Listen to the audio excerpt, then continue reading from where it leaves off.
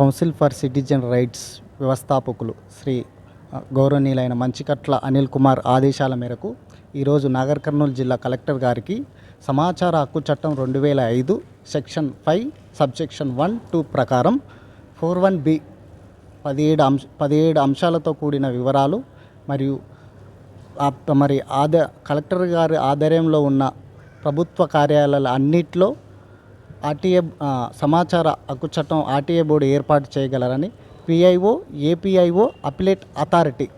బోర్డులు ఏర్పాటు చేయాలని కోరడం జరిగింది. మరియు అలాగే జిల్లా ఎస్పీ గారికి ఈరోజు తమ ఆధీనంలో ఉన్న మండలాల